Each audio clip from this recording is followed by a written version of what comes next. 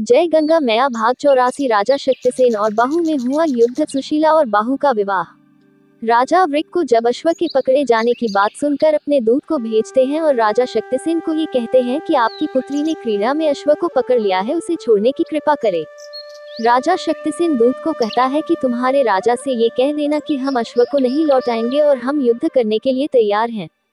राजा शक्तिसेन अपनी सेना के साथ राजा वृक के पुत्र बाहु से युद्ध करने के लिए निकल पड़ता है। दोनों सेनाओं में युद्ध शुरू हो जाता है और युवराज बाहु राजा शक्तिसेन को युद्ध में हरा देते हैं। बाहु शक्तिसेन को क्षमा दान दे देता है। शक्तिसेन अपनी पुत्री का रिश्ता बाहु से करने का प्रस्ताव रखता है। बाहु और नंदनी की कोई भी संतान नहीं थी, इसलिए नंदनी ने बाहु को दूसरा विवाह करने के लिए कहा था। बाहु इसलिए राजा शक्तिसेन का प्रस्ताव मान लेता है। शक्तिसेन अपनी पुत्री को बाहु के साथ विवाह के लिए मना लेता है। बाहु और सुशीला का विवाह कर दिया जाता है।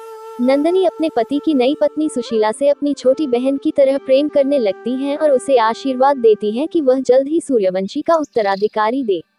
नंदनी गंगा मैया की प्रार्थना करती है और उनसे कहती है कि अपनी कृपा दृष्टि सुशीला पर बनाए रखे और उसे जल्दी ही पुत्र प्राप्ति हो।